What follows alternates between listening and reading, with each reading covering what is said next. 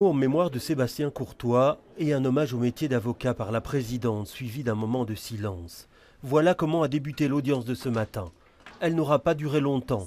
Michel Degrève, qui plaidait avec Sébastien Courtois, ayant demandé et obtenu un report du procès. Aujourd'hui, si on a demandé le report, c'est pour que je puisse me réorganiser sur le plan de l'équipe de défense de M. Farizi, puisque fatalement, il ne s'agit pas de remplacer Maître Courtois parce que c'est impossible, mais il s'agit de pouvoir remettre des personnes dans les rangs pour pouvoir créer un équilibre au niveau de la défense, tout simplement. Parce que faire tout le travail tout seul, ce serait compliqué. Smaïl Farizi, qui comparaît libre, est accusé d'avoir logé les terroristes.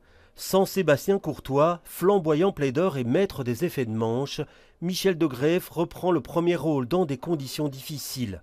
Mais il se dit déterminé. Ce serait hypocrite de vous dire que c'est simple parce que bon, on perd l'avocat, un immense avocat, mais on perd aussi un immense ami.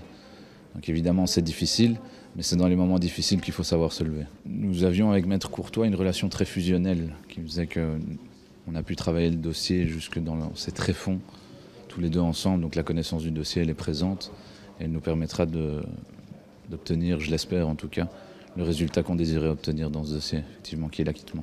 Le procès reprendra jeudi. Les témoignages prévus cette semaine sont reportés au mois d'avril.